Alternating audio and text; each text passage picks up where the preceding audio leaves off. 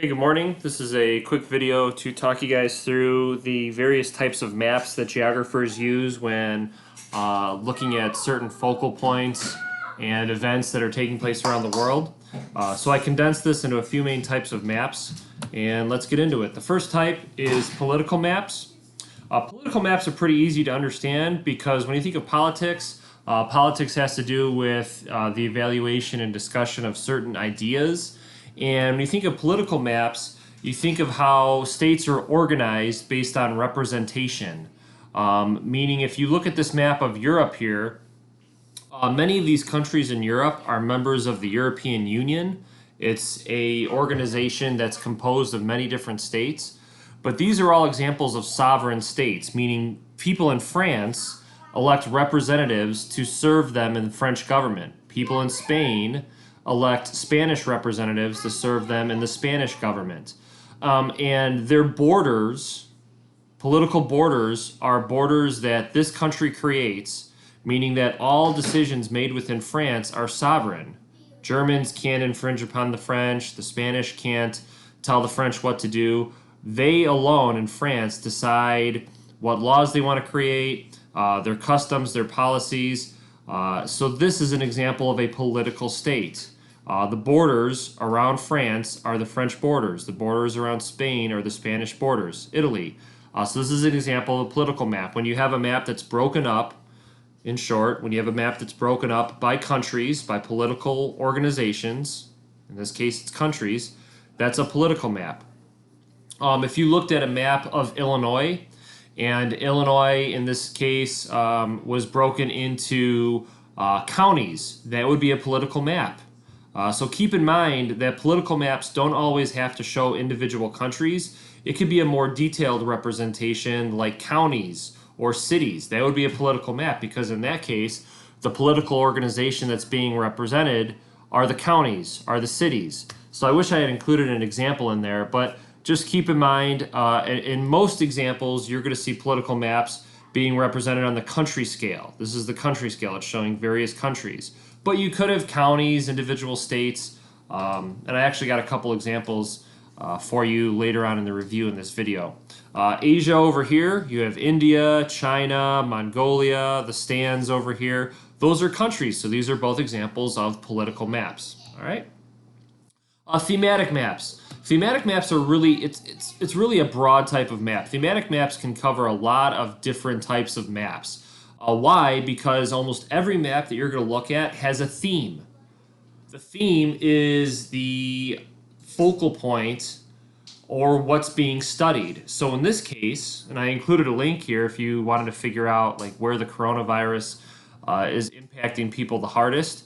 This is what's known as a coronavirus heat map, meaning the bigger the circle, the more cases of coronavirus are found there. So if you look at the United States, obviously the United States, if you've been following the news, the United States has a considerable amount of the world's coronavirus cases. You look at Italy, you look at Spain, you look at Brazil, okay? Those have a considerable amount of cases. And if you look, this is all Canada, but notice that the interior parts of Canada, there's very few coronavirus cases. But in some of the more populated parts of Canada, you have more people with the coronavirus. So you might be wondering, all right, well, this is a thematic map. The theme is obviously the coronavirus.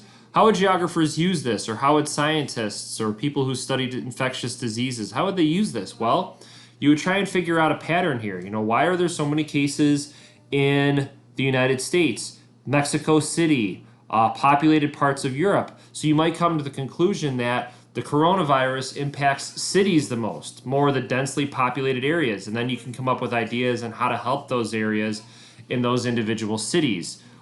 If you look at like the interior parts of Africa where fewer people live, fewer cases of coronaviruses. Now, if you really wanted to get more detailed here, this is what's also known as a dot map, because the bigger the dot, look at the northeastern part of the United States, the bigger the dot, the bigger the variable. In this case, the variable is the coronavirus. So in short, coronavirus is the theme. Thematic maps look at a certain theme. Here's another example. So take a look at this, and I'm going to put a question in the video and see if you can figure out what the theme is here. the theme here? It doesn't even give you a key. Uh, Notice that there's no orientation. You don't have a key. You don't have a compass rose. But you might be able to figure out this has some connection to politics. So see if you can figure out what the theme is here. Poverty rates. Poverty rates are the theme in this case. So if you were a geographer, or a scientist, somebody studying this map, if you were a government planner, if you worked in the government, you would use a map like this to figure out, all right, we only have a certain amount of money in the federal government to spend to help people who are living in poverty, living in squalor, who need federal assistance. Where do we spend this money? Well, if you were a government planner, you would devote a lot of this money to some of the areas that are more highly affected by poverty.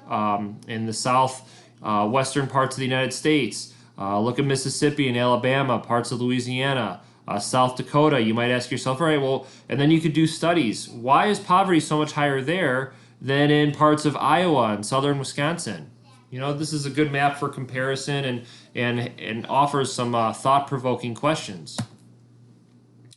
All right, here's a question that I posed. What's the difference between this map and the map in the previous 3 slides? So the last 3 maps we looked at were thematic maps that all looked at a certain theme.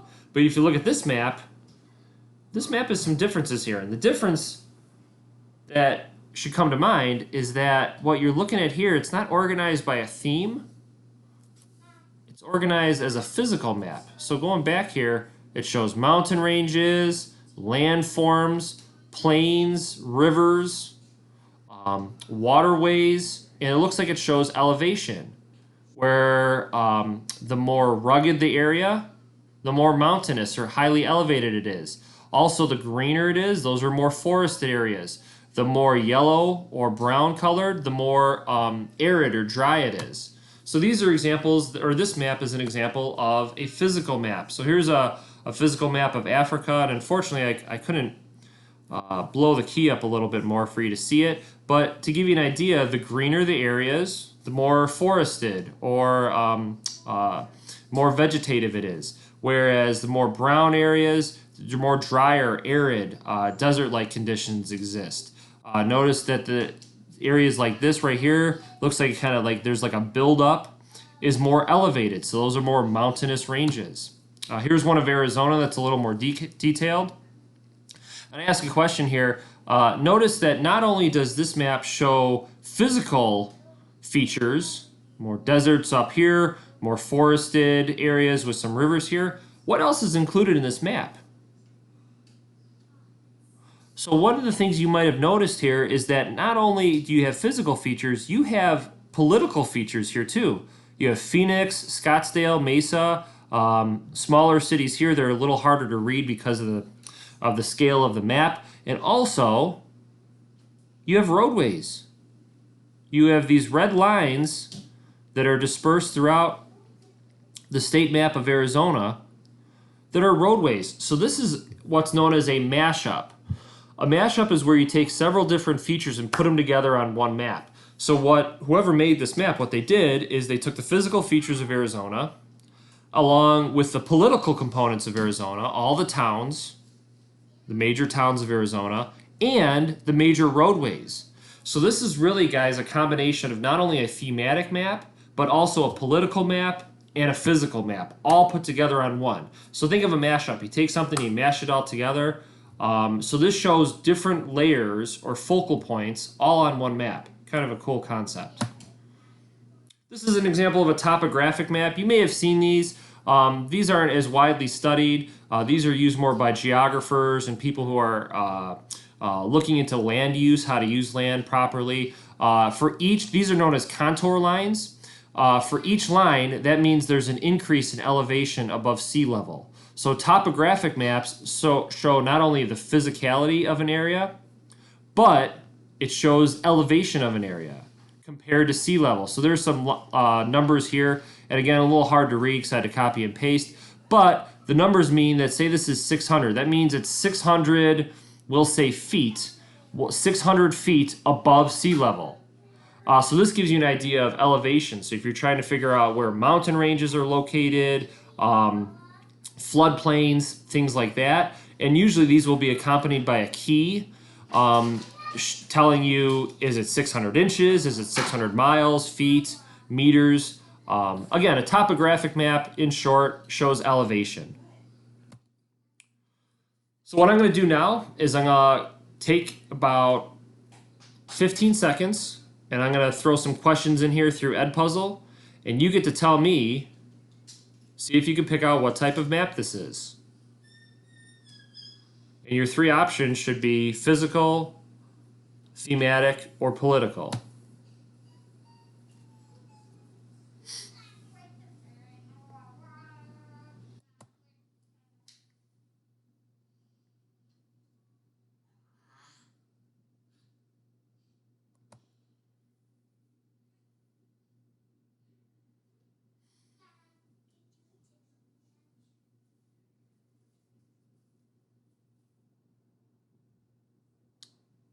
I think this is the last one. Maybe not. Yep, last one. Okay, hope you enjoyed the video. Talk to you soon.